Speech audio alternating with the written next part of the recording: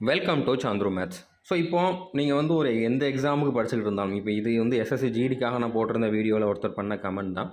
இது எல்லா எக்ஸாமுக்கும் அப்ளிகபிள் ஆகும். ஓகே, நான் சொல்ல போகிற இன்ஃபர்மேஷன் நீங்கள் எந்த எக்ஸாமுக்கு படிச்சுக்கிட்டு இருந்தாலும், நீங்கள் ரெண்டட் ஹவுஸில் இருக்கீங்க, இல்லைனா ஒரு இடத்துலேருந்து இன்னொரு இடத்துக்கு வந்து அடிக்கடி வந்து ஷிஃப்ட் ஆகுறீங்க அப்படின்னா, ஒவ்வொரு வாட்டியுமே வந்து எல்லா டாக்குமெண்ட்லேயுமே வந்து, அதாவது உங்களோட ஓபிசி சர்டிஃபிகேட்டாக இருக்கலாம், இல்லைனா வேறு ஏதாச்சும் கேஸ்ட் சர்டிஃபிகேட்டாக இருக்கலாம், அடுத்ததாக வந்து உங்களுடைய ஐடி கார்டாக இருக்கலாம், அதாவது ஆதார் கார்டு, ஓட்டர் ஐடி அந்த மாதிரி இருக்கலாம்.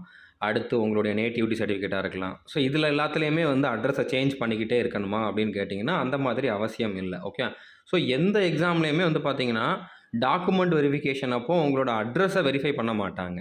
ஓகே, இப்போ எஸ்எஸ்சி ஜிடி அடுத்ததாக வந்து ஒரு சில ட்ரேட்ஸ்மேன் எக்ஸாம் இந்த மாதிரி தமிழ்நாட்டுக்குன்னு தனியாக வேக்கன்சி இருக்கும்ல, அந்த மாதிரி எக்ஸாமில் வந்து பார்த்தீங்கன்னா, உங்களோட நேட்டிவிட்டி சர்டிஃபிகேட்டில் என்ன டிஸ்ட்ரிக்ட் அடுத்ததாக வந்து என்ன ஸ்டேட் இருக்குதோ அதை கரெக்டாக இருக்குதா அப்படிங்கிறதான் செக் பண்ணுவாங்க. நீங்கள் அப்ளை பண்ணுறப்போ உங்களோட பெர்மனன்ட் அட்ரஸ், கரஸ்பாண்டிங் அட்ரஸ்ன்னு ரெண்டு கேட்பாங்க. ஓகே, ஸோ நீங்கள் பெர்மனன்ட் அட்ரஸில் உங்களோட நேட்டிவிட்டி சர்டிஃபிகேட்டில் என்ன இருக்குதோ அதை கொடுத்துருங்க. இப்போ எஸ்எஸ்சி ஜிடிக்கு வந்து பார்த்திங்கன்னா தனியாகவே ஒரு பாயிண்ட்டே இருக்குது, உங்களோட டொமிசில் டிஸ்ட்ரிக்ட், டொமிசில் ஸ்டேட்டுன்னு.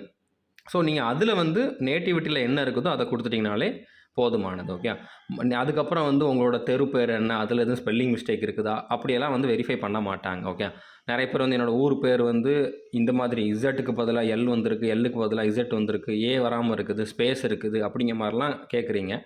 அட்ரஸை அந்த அளவுக்குலாம் வந்து அவங்க வெரிஃபை பண்ணவே மாட்டாங்க. தெரு பேர், வீட்டு நம்பர்லாம் கரெக்டாக போட்டிருக்கீங்களா அதெல்லாம் பார்க்கவே மாட்டாங்க.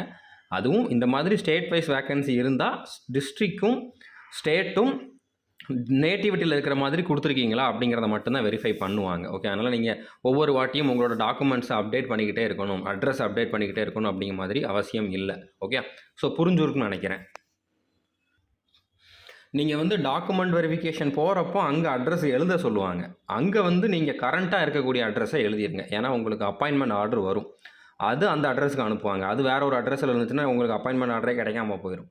ஆனால் இப்போலாம் வந்து எல்லா டிபார்ட்மெண்ட்டுமே அப்பாயின்மெண்ட் ஆர்டரை வந்து போஸ்ட்லேயும் அனுப்புகிறாங்க, மெயில்லையும் அனுப்பிச்சிடுறாங்க. அப்படின்னால உங்களுக்கு 2 விதமாக வரனால மெயிலில் கண்டிப்பாக உங்களுக்கு ரிசீவ் ஆகிரும். ஓகே, ஸோ அதில் இன்னொரு எக்ஸ்ட்ரா பாயிண்ட் இருக்குது. பட் இருந்தாலும் அங்கே போகிறப்போ, டாக்குமெண்ட் வெரிஃபிகேஷன் போகிறப்போ நீங்கள் அட்ரஸ் எழுதுகிறப்போ அந்த டைமில் கரண்ட் அட்ரஸ் என்னவோ அதை நீங்கள் வந்து அங்கே எழுதி கொடுத்துருங்க. அவ்வளோதான். ஓகே, ஸோ இதில் எந்த ஒரு டவுட்டும் இருக்காதுன்னு நம்புகிறேன். வேறு எதுவும் டவுட் இருந்தால் கமெண்ட் பண்ணி கேளுங்க. தேங்க்யூ.